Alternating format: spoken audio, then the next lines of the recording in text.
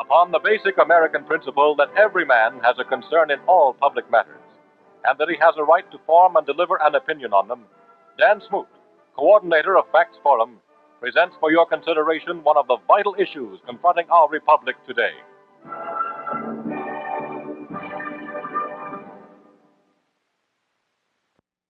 Hi. I have been reading some fascinating documents on the Korean War, and they bring a question to my mind. Is it wise for us to engage in truce negotiations with the Chinese Communists? Facts Forum holds that no such questions as that can be intelligently answered unless both sides are fairly reviewed. So, let's review both sides of this question. First, the affirmative. If we reject any opportunity to negotiate an honorable settlement in Korea, we commit ourselves to a program of war, and we strengthen the Soviet propaganda theme that they are a peace-loving people, while we are imperialistic warmongers.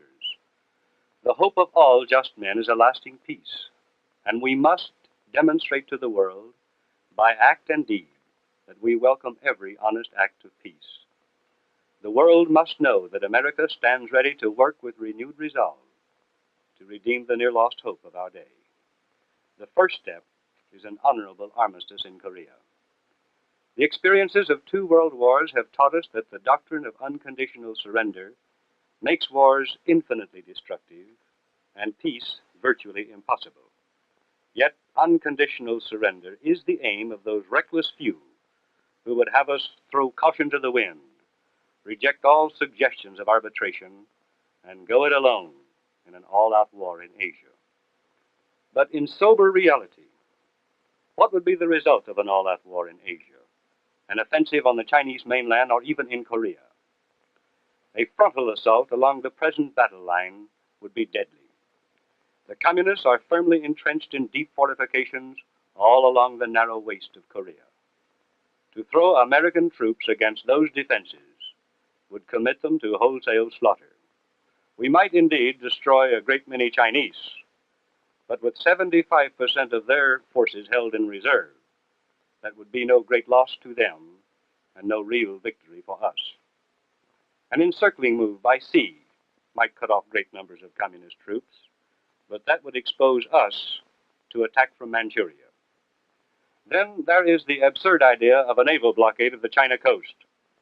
This reckless action could easily involve us in a series of dangerous incidents with Russian vessels. But even if we avoided such tension with Russia, what about our friends who carry on legitimate trade with the Chinese Communists and whose economies depend on that trade? Britain, Ceylon, Pakistan, India. And how much real advantage would a blockade of the China coast gain us? Most of the weapons China is receiving come in by rail from Russia. To blockade her coast, to deprive her of harmless trade with the West and the rest of Asia, would be to push her even more rapidly and finally into complete dependence upon the Soviets. Further, such a blockade would so scatter our naval power as to render us helpless in the event of an all-out Soviet attack on us. It's obvious then that the only chance for a complete and total military victory in Korea would be the use of atomic weapons, a barbaric action which brings horror to the hearts of all civilized men and violates all concepts of humanity. We would wreck thousands of villages and cities and murder millions of innocent Chinese whose desire for peace is no less than our own. Our only hope of avoiding this catastrophe is to follow the courageous and sound policy which has already dealt the Soviet bloc the only blow really suffered since the end of World War II, and has done it at a minimum cost to ourselves. In terms of high strategy, the Reds have lost the war in Korea, and they know it. We went into Korea to stop communist aggression, and we have succeeded. The communists went into Korea to conquer it, with the purpose of using it as a buffer or a springboard in case of a general war. But among the nations of the free world, the lofty principle of collective security was put to the acid test, and it worked. The United Nations, without setting off a Third World War, has held Soviet imperialism in check on the Korean Peninsula. giving the communists proof that aggression is no longer profitable. We have prevented the communists from gobbling up all of Asia and have given the free world time and opportunity to build up its own defenses. We stand now on the threshold of a just and lasting peace for all men. Are we to disregard this chance to prove, once and for all, to friend and foe alike, that we are a moral, humane people, or will we abandon the opportunity for the ghastly consequences of all-out war? Such a course would bring upon us the harsh judgment of all peoples, now and throughout the course of future history. Whenever and wherever the enemy shows a disposition to talk peace and displays a sincerity of peaceful purpose, we must meet him on those terms. If he's bluffing, we call his bluff before the world. That is one side of the question. But here's the other, the negative, the view of those who think it is unwise for us to engage in truce negotiations with the Chinese Communists. In April 1953, we agreed with the Communists to exchange all sick or wounded prisoners. We handed over 6,000 of theirs. They returned 120 Americans.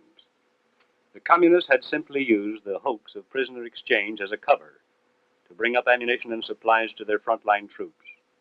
What did we do about it? The United Nations passed a resolution expressing hope that all would go well. The little handful of exchanged American prisoners told stories of brutality, starvation, and torture, of Americans shot in the back of the head or kicked off a road to die because they were too weak to take forced marches. And what did we do about that? The United Nations, of course, did nothing. A British labor peer made international headlines by vilifying the United States, saying that all of this talk about communist atrocities was just American war propaganda. President Eisenhower confessed a heavy heart about it, and various public commentators registered great shock. Shock about what? Is it possible that no one remembers the news broken to us in November 1951, when General Ridgway admitted that over 8,000 United States prisoners of war had already been slaughtered by the Chinese Communists in an orgy of killing and barbarism? How can anyone willing to look at the facts think that any good can come out of negotiations with the Communists? Look at some of the facts. In mid-1951, the magnificent United States Eighth Army had completely routed the enemy in Korea and was on the point of annihilating him. But we held our soldiers back and eagerly accepted Russia's proposal for truce talks. We suggested that the talks be held on a Danish hospital ship. The Reds wanted to hold them at Kaesong, and we gave in, although holding the talks at Kaesong meant that a large area right in the path of our rapidly advancing forces was immune from attack.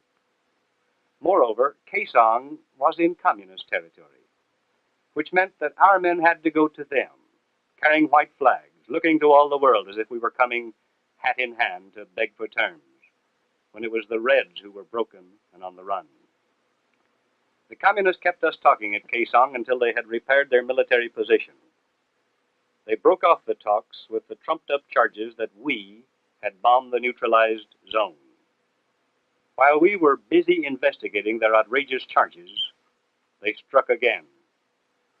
There followed 69 days of savage fighting, the bloody period of Heartbreak Ridge, and the loss of thousands of America's finest soldiers. The Communists, however, once again, beaten and needing time to build up strength, came back for more talk, this time at Panmunjom, another place which they had selected. We entered this second round of talks agreeing to a 30-day ceasefire, which gave the Reds ample time to repair airfields, build their defenses in depth, and bore into those granite hills 30 feet deep. We finally broke off the talks in October 1952, but in April 1953, we leaped with as much unseemly haste as before, when the Reds suggested prisoner exchange and more talk. To the Communists, negotiation is a military and political tactic, not an attempt to reach a common ground of understanding. So the Soviets decide to end the Korean War now, largely on their terms. When will they start it again? 10 days, 10 months, 10 years from now? Whenever it serves their purpose.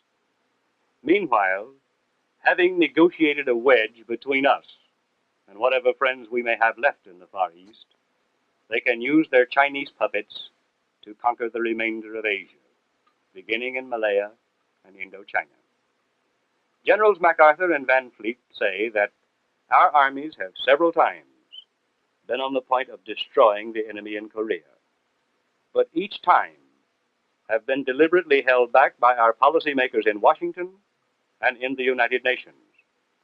They also say that there can be no peace in Asia until the communist military power is broken in Korea. We have everything it takes to do it, to get our men home and keep them home. Everything, that is, except the statesmanship to make the decision. Whether we should have got into the Korean mess in the first place, after our apostles of Soviet appeasement had helped the communists conquer all of China, is not pertinent to this particular discussion. The fact is that we committed our men to a war in Korea, and in war there is no substitute for victory. There then are the two sides, briefly put, of this immensely important question. Should we engage in truce negotiations with the Chinese Communists? It is not the purpose of Facts Forum to provide an answer for such questions as that, but rather to focus public attention on them, in the belief that the best way to solve our problems is to create public interest in them. In short, Facts Forum is a campaign against public indifference. We believe that if the people will find the facts, they will find an answer.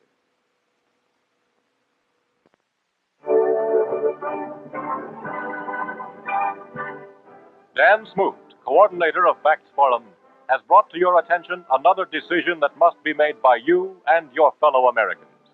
To express your views and to receive free printed copies of Mr. Smoot's remarks, write Facts Forum in care of this station.